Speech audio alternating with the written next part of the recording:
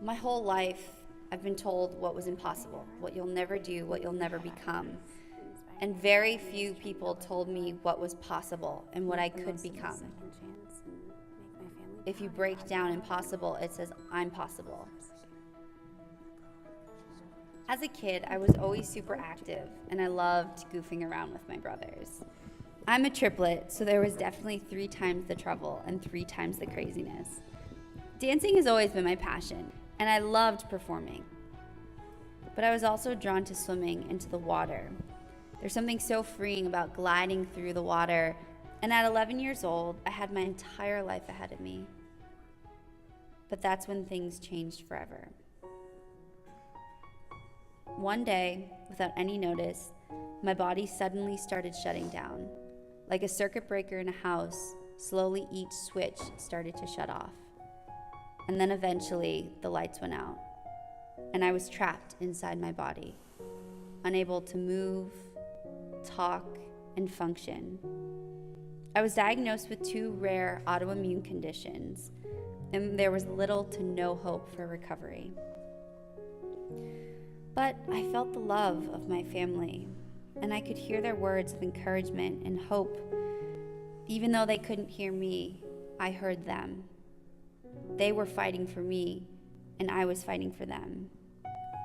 But there were days I would lose a lot of hope. I couldn't do it anymore, and I had to prepare for the possibility of dying. And then I had this moment and this epiphany, if you will, where I realized, wait a second, this is not how my story is supposed to end. And so I made a promise with God. If you give me this second chance at life, I promise you I will not waste a single moment.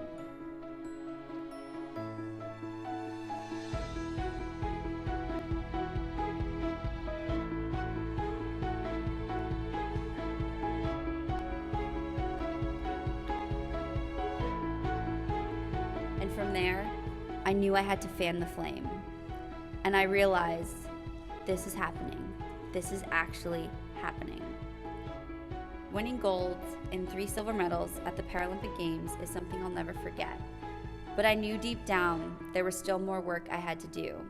I had to continue to redefine what was possible and get back everything that was taken away from me. And the one thing that I had yet to conquer was walking and dancing. After spending 10 years in a wheelchair, there were days I would go to Project Walk, I would go to my training sessions, and I didn't know if I was possible. I'm possible. Today my life has limitless possibilities, and I even realized one of my sports dreams becoming one of the youngest on-air talents hired by ESPN. And today I can say I've realized another dream, being a contestant on Dancing with the Stars. I would never choose what happened to me, but I would never change it. I will use my voice to change the world, spreading hope, spreading love, and spreading light, because the world needs that. That's enough for me. That is what makes all of this worthwhile.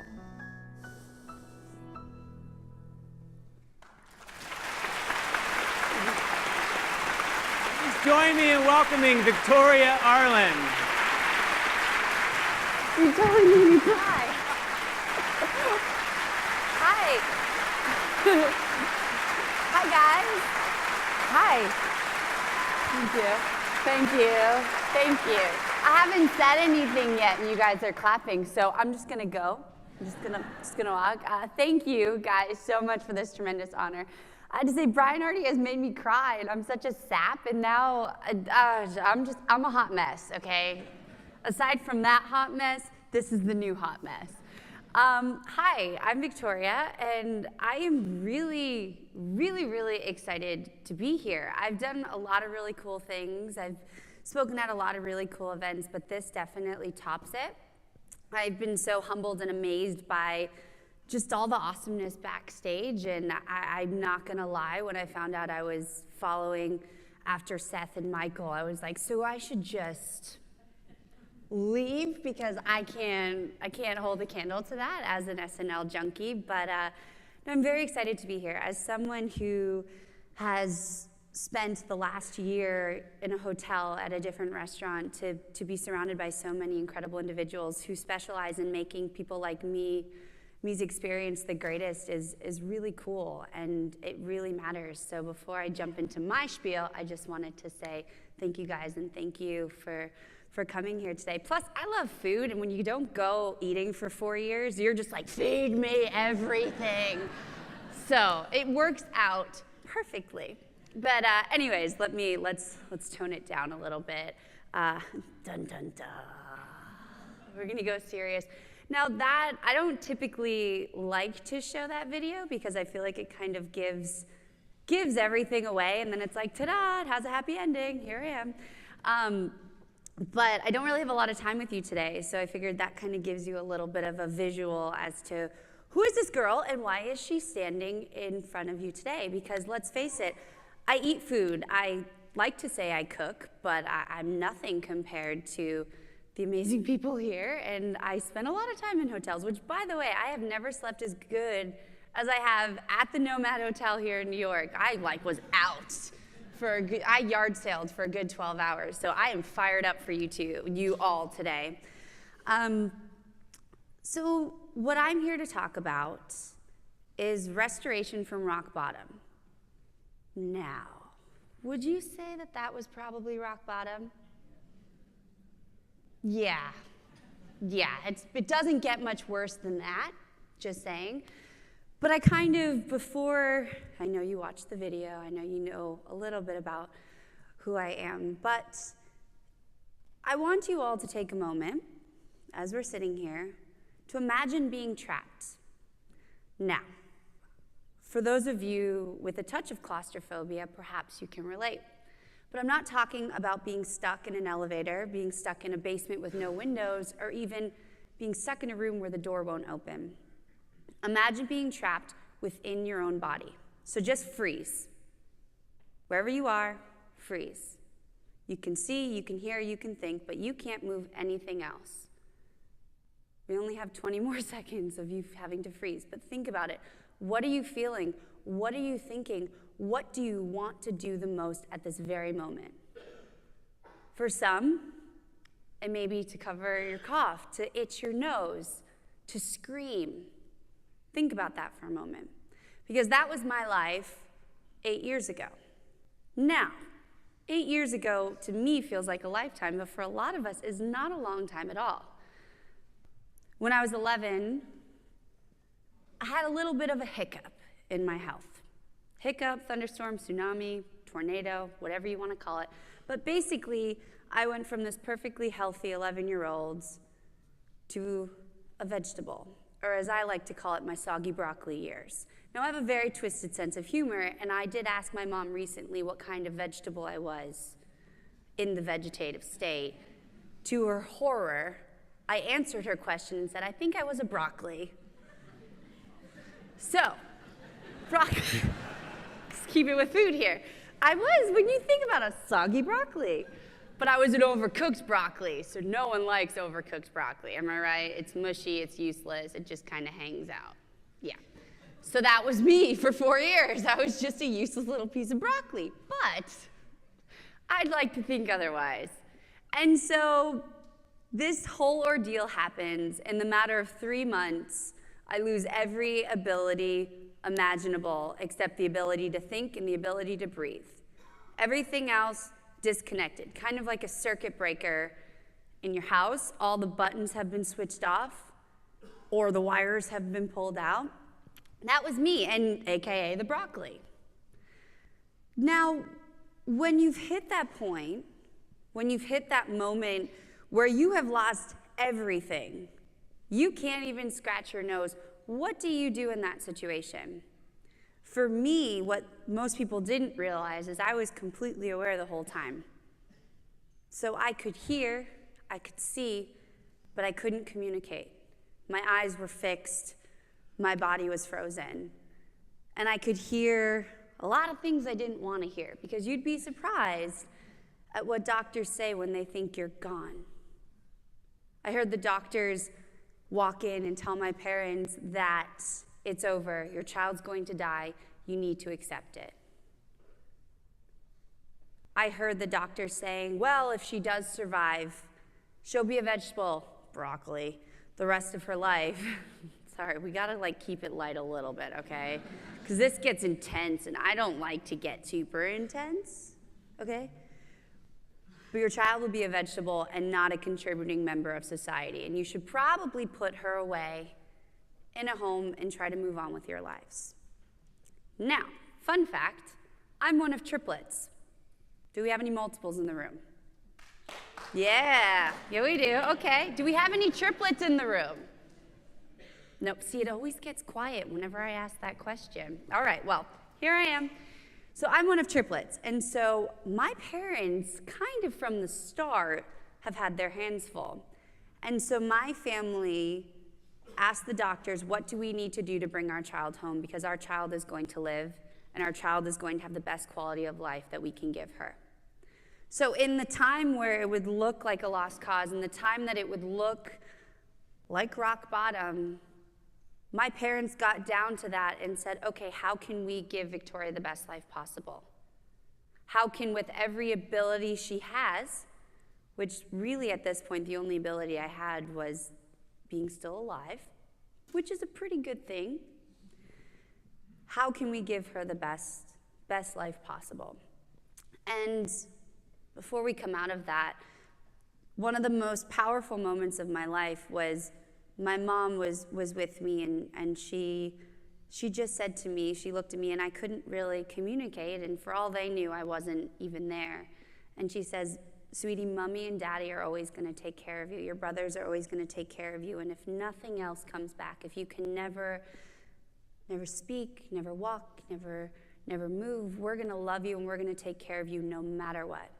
And we're going to give you the best possible life that we can give you. Now, how do you do that? How do you ultimately build something from nothing? And I turn that back to restoration, because my parents were creating a life for someone they didn't even know had tomorrow, didn't even know what tomorrow would bring. And that ties in so powerfully to restoration, because how do you create a restaurant, a brand, an idea from nothing? Because every expert's going to tell you what you can and can't do, but mostly what you can't do. Everyone is so quick to tell you that this is impossible, you'll never make it, you'll never do this. But it's those small moments where someone actually believes in you. And when my mom looked at me and told me that she would love me and that they believe in me, that lit a spark within me that this is not how my story is going to end.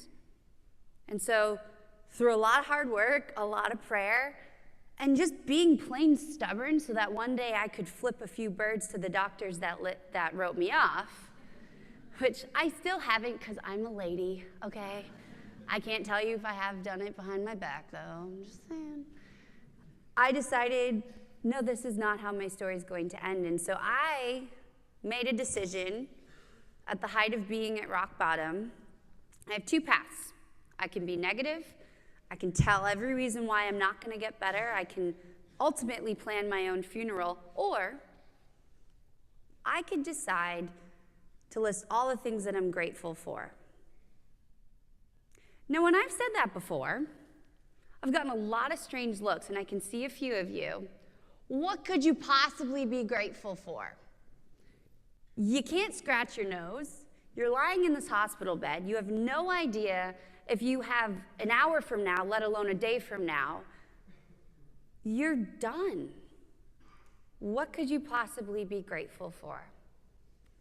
Well, for starters, I wasn't dead yet. I don't know if we have any Monty Python fans in the room. Yeah, but I'm not dead yet. I wasn't dead. That's a good start, but you would think if I'm starting with the mere fact that I'm not dead, I'm really scraping the bottom of the barrel. You're probably right. It was a bit of a desperate time in my life, but it was a moment for me to realize I'm still fighting. I'm still here. And as each day went on, my gratitude list grew and grew and grew. And eventually, it led to a tiny, tiny breakthrough. Tiny in movement, but tremendous in impact. And single-handedly, probably my proudest accomplishment. I regained the ability to blink. Now, we've all blinked. I don't know, you don't say blunk. We've all blinked the 4 years, guys. I'm gonna use that excuse for the rest of my life. We don't think about how powerful blinking can be, but for me, to regain the ability to blink and make eye contact with my mom was my window back into this world. And my mom walked into my hospital room, and I just was staring her down. Now, I have big brown eyes. Since I was a little girl, my dad called me Frankenstein because I had these big eyes and a big head, and I was bald with my other two. You have 3 babies. You can't possibly all have good hair. And so my eyes, I was staring my mom down, and she saw me and I saw her, and she said to me, she was like, if you can hear me, blink twice.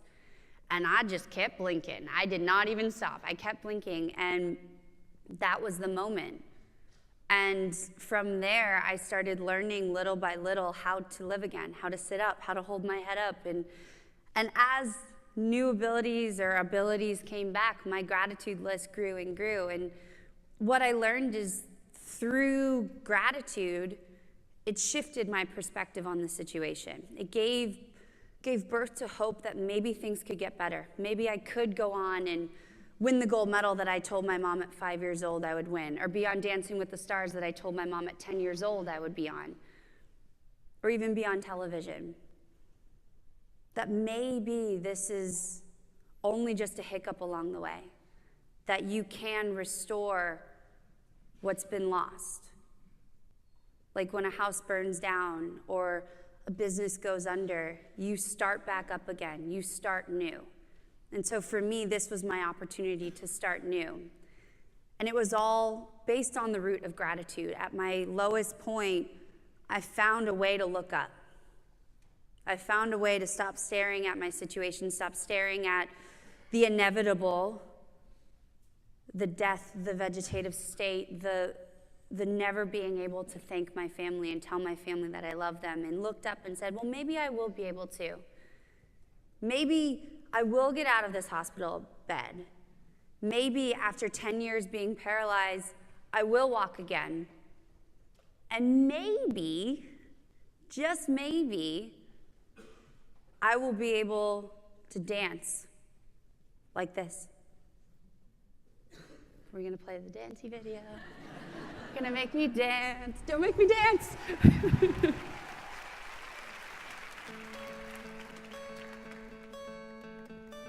Hope when you take that jump, you don't fear the fall. Hope when the water rises, you build a wall. Oh, I wish that I could witness all your joy and all your pain. But until my moment comes, I will say,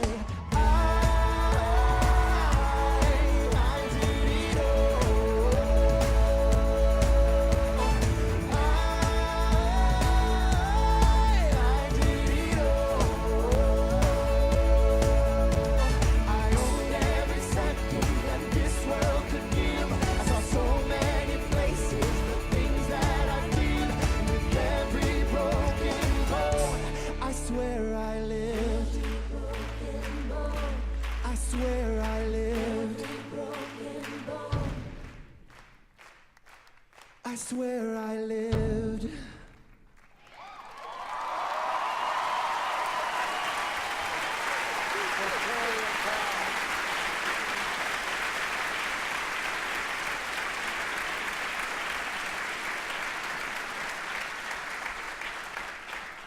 Sorry, I made you cry again.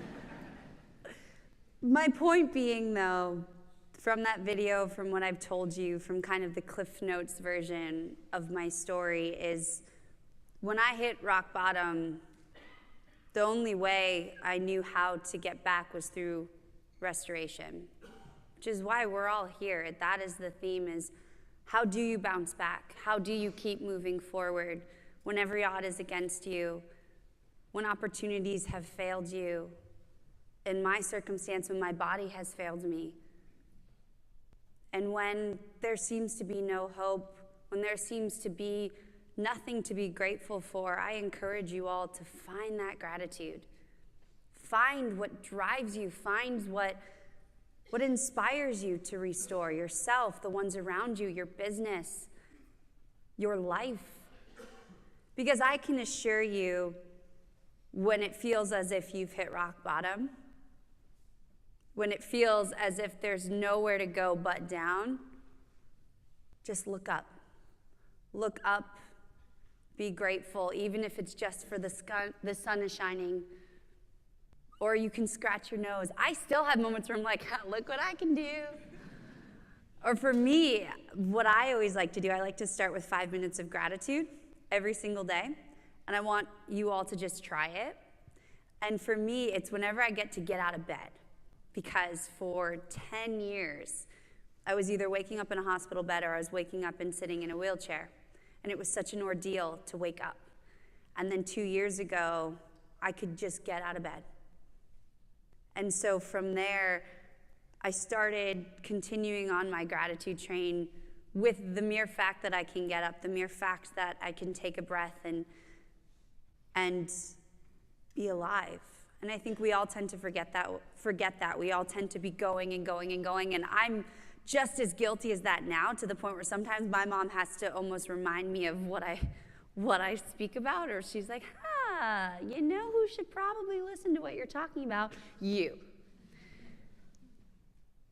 My point is, though, is that take a moment and know that no matter where you are, no matter what you've gone through, no matter what you can and can't do, you have a purpose, and you have the ability to restore, and you have the ability that even if you've fallen down into the depths, to build back up and live a life far beyond what you could have ever imagined. And so be grateful and know there's always, always, always, there's always hope on the horizon, and there's always the ability to rise up from devastation. And so remember to constantly, every day, restore yourself and restore the ones around you. And when you've hit rock bottom, just look up, because the sun's shining, and it will shine again. So thank you, guys. Thank you.